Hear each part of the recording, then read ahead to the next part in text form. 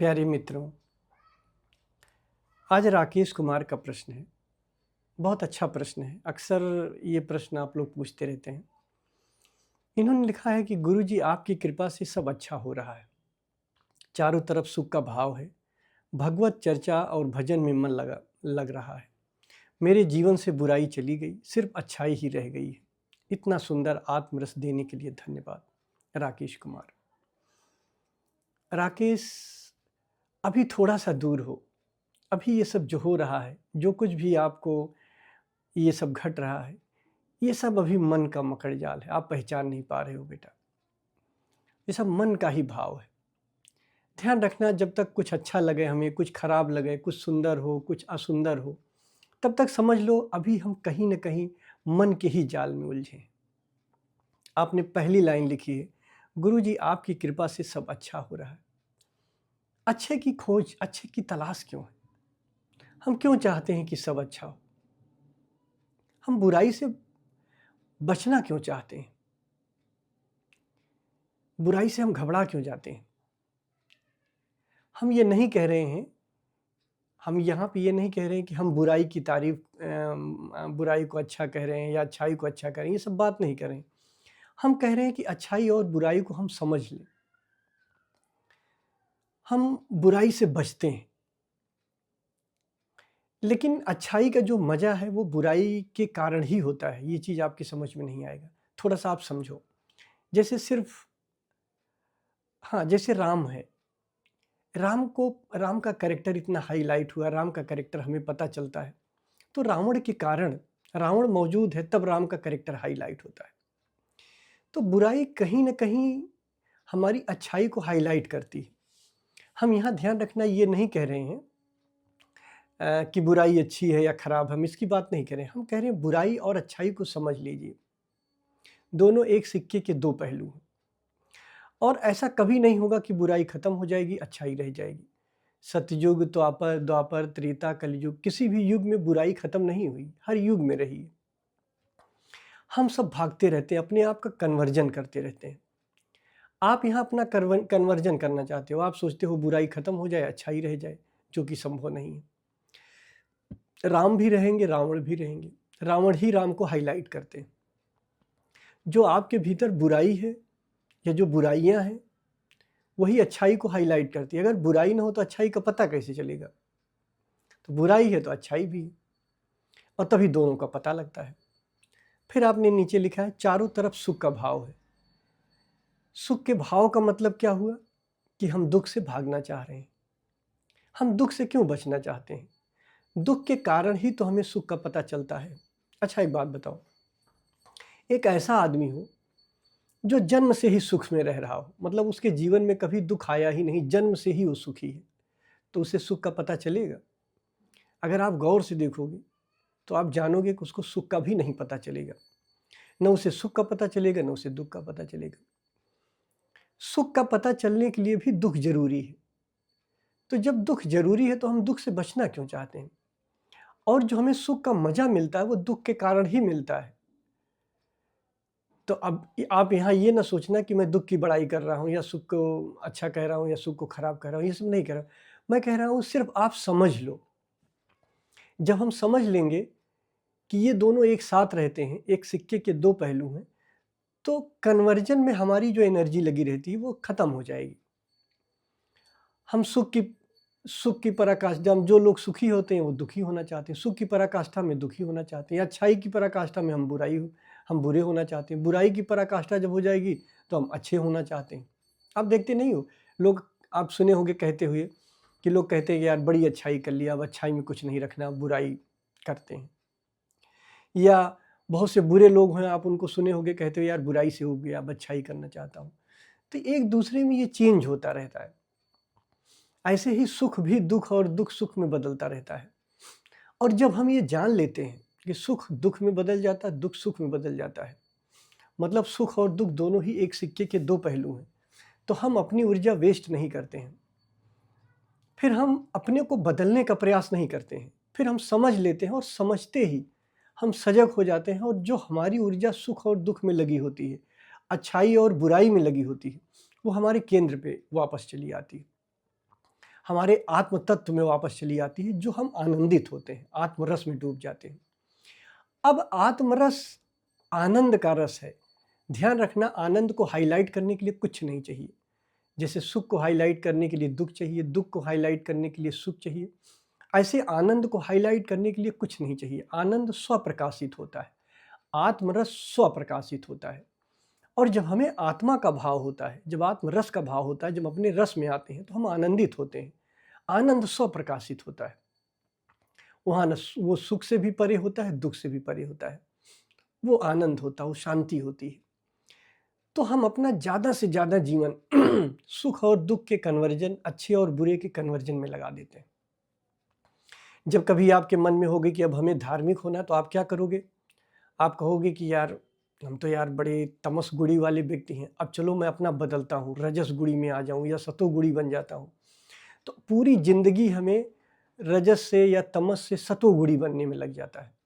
पूरी जिंदगी हम लगा देते हैं और कुछ नहीं मिलता है। तो हमें बदलना नहीं, हम अपने जीवन को बदलने में ही लगा देते हैं कि अपना जीवन, अगर हमारे अंदर दुख है तो सुख की तलाश करते रहते हैं, सुख है तो दुख की तलाश करते रहते हैं। और जाने अनजाने में ये होता ही है, सुख के साथ दुख आ जाता है, दुख के साथ सुख आ जाता है। तो हम वहाँ पे एनर्जी न लगा के ये समझ लें कि अच्छाई बुराई, सुख दुख, ये सब एक साथ रहेगा। और जब एक चीज़ की पराकाष्ठा होती है तो हम दूसरी चीज़ में उतरने लगते हैं। रावण भी ऊब गया था बुराई से। मतलब कि रावण भी, जब रावण को ये पता चला, भाई रावण के कारण तो राम का कैरेक्टर हाईलाइट हो रहा है ना, राम इतने सुंदर थे, इतने अच्छे थे, इतने बढ़िया थे, तो रावण भी हाईलाइट कर रहा है राम का कैरेक्टर। एक बात बताओ, अगर आपको एक अच्छी मूवी बनाना है, एक अच्छा विलेन आप रखोगे ना हीरो का कैरेक्टर हाईलाइट करने के लिए, तो राम और रावण वो दोनों एक साथ आते रहते हैं, अच्छाई बुराई एक साथ आती है। उससे हमें कन्वर्जन नहीं करना है, समझ लेना है। और जब हम समझ लेते हैं तो हम असली राम में आ जाते हैं, जो हमारी आत्मा है, जो हमारा शिव स्वरूप है। वहाँ पे दिक्कत नहीं होती।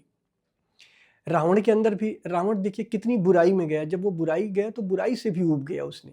रावण ने भी लिखा था, एक श्लोक पढ़ता हूँ, रावण ने लिखा, तुलसीदास जी ने लिखा है कि रावण कहता है कि खर दूषण मोहि सम बलवंता, तीनहि को मारहि बिनु भगवंता।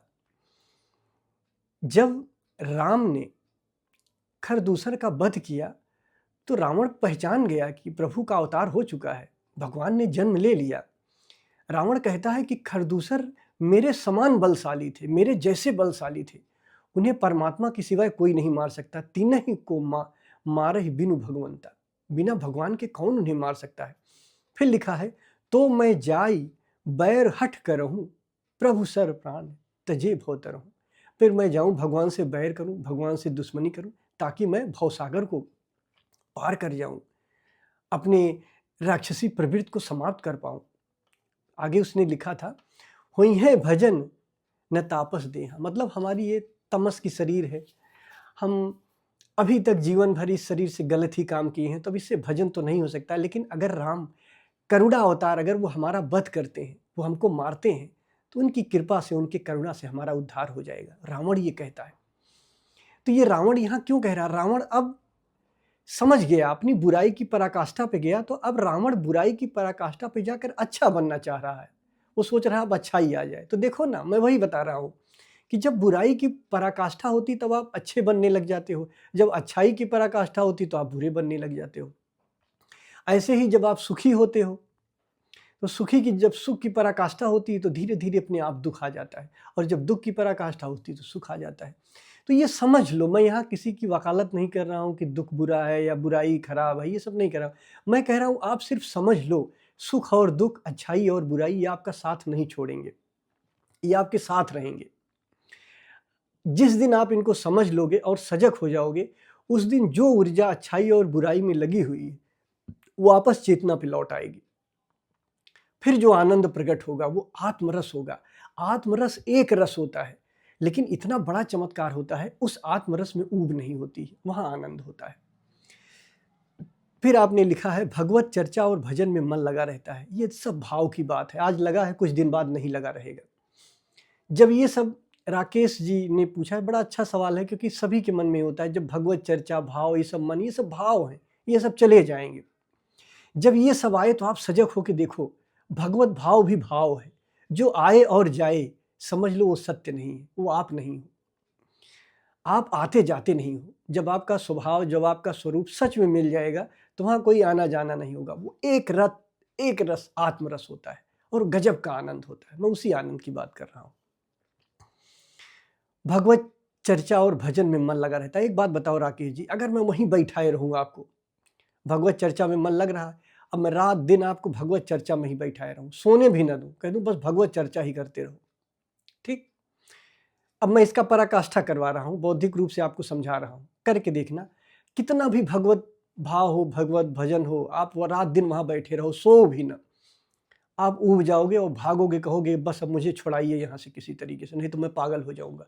वही भगवत भाव, भगवत चर्चा जिसमें आपका मन लगा रहता है, जो आप इतना प्रिय कह रहे हो, वही अप्रिय हो जाएगा, वही आपको दुख देने लग जाएगा। अगर आपको सोने न दिया जाए, वही भगवत चर्चा में बैठाया रहा जाए। तो हम नींद में कहाँ पहुँच जाते हैं? जो थोड़ी देर के लिए हमें अपनी नींद से इतना प्रेम होता है, तो नींद में हम वहीं पहुँच जाते हैं जहाँ बेहोशी में, जहाँ हम होश में जाने की बात कर रहे हैं, कि परम होश में वहीं पहुँच जाओ जहाँ आप नींद में जाते हो, जहाँ से फिर चार्ज होके आ जाते हो। तो जो आता है और जो जाता है वो भगवत भाव, भगवत चर्चा, वो सब मन के हिस्से हैं। हम ये नहीं कह रहे हैं सुंदर हैं, लेकिन इसे समझ लेना कि ये अभी सत्य नहीं है, अभी सत्य में नहीं आए हो। आपकी बातों से लगता है कि आप सेटिस्फाई हो गए हो, यहाँ सेटिस्फाई होना उचित नहीं है, ये सब चला जाएगा। फिर आपने लिखा है, मेरे जीवन से बुराई चली गई, सिर्फ अच्छाई ही रह गई। अच्छाई रह नहीं सकती है, ज़्यादा दिन नहीं रह पाएगी। ये जो अच्छाई है ये फिर बुराई में बदल जाएगी, क्योंकि बुराई और अच्छाई ये मन का हिस्सा है, यहाँ परिवर्तन हो रहा है, और जहाँ परिवर्तन हो रहा है वहाँ सत्य नहीं है, ये ध्यान देना। इतना सुंदर आत्मरस देने के लिए धन्यवाद। ये आत्मरस आपको मिलता है, कभी कभी मिलता है राकेश जी, सच में आत्मरस में चले आइए। अभी ये सब भगवत रस है, ये सब आपको भाव का रस है, ये भी आनंदित है, ये भी सुंदर है, लेकिन अभी यहाँ पूर्णता नहीं आई है। इसलिए मैं आपसे कह रहा हूँ कि आप इसको समझो, ये सब मन के जाल हैं। जब ये सब मन के जाल टूट जाएंगे और सच में आप भगवत रस में आओगे, अपने रस में आओगे, आनंद के रस में आओगे, वो एक रस होगा, लेकिन वह एक रस कभी ऊब नहीं लाएगा, वह एक रस आनंद ही आनंद लाएगा। उससे आप कभी निकल ही नहीं पाओगे। जब उसमें जाओगे, उसको हाईलाइट करने के लिए कुछ भी नहीं चाहिए। ये सब तो बस ये आते हैं जीवन में, इसका आनंद लो। मैं ये नहीं कह रहा हूँ कि आप अच्छाई को छोड़ दो, बुराई को मतलब बुराई को छोड़ दो, अच्छाई को पकड़ लो, या सुख को छोड़ दो, दुख को मतलब पकड़ लो, या दुख को छोड़ दो, सुख को। ये सब मैं कह रहा हूँ आप समझ लो, इसका एंजॉय करो। अगर जीवन में दुख भी आए तो दुख का एंजॉय करो, दुख को जियो। सुख आए तो सुख का एंजॉय करो, सुख में जियो। क्यों भागते हो, क्यों कन्वर्ट करने लगते हो? अच्छाई आए उसका आनंद लो, बुराई आए उसका आनंद लो, जियो उसको। आप देखते नहीं हो, अगर पति पत्नी होते हैं और पति पत्नी में आपस में झगड़ा होता है तो प्रेम भी बहुत ज़्यादा होता है। जिन पति पत्नी में झगड़ा ज़्यादा होता है उनमें प्रेम भी ज़्यादा होता है, और जिनमें झगड़ा कम होता है, एकदम नहीं होता है, तो प्रेम भी सेचुरेट हो जाता है। ये हो क्या रहा है आप देख पा रहे हो? मतलब मैं अति की बात नहीं कर रहा हूँ कि झगड़ा ही होता रहे मैं ये कह रहा हूँ कि ये आप देख रहे हो कि ये हाईलाइट हो रहा है। झगड़े होते हैं, फिर आप मनाते हो, आप खुश करते हो, फिर उसका एक अलग एंजॉय होता है, अलग जीवन जीते हो। क्यों भागना है कि दुख से भागो तो अब जो है सुख को पकड़ो, बुराई से भागो अच्छाई को पकड़ो। समझ लो ना, समझना पर्याप्त है। बुराई और अच्छाई को समझ लो कि दोनों एक ही हैं। सुख और दुख को समझ लो कि दोनों एक ही हैं, तो आप इनसे मुक्त हो जाओगे। एक तीसरी अवस्था आपको मिल जाएगी, तुरीय अवस्था मिल जाएगी, सुंदरतम अवस्था है वो। तो मेरी बात को समझना, जो मैंने कहा है इसे कोशिश करना समझने की, आपकी समझ में आएगा। फिर भी अगर कोई प्रश्न होगा जरूर पूछना। धन्यवाद।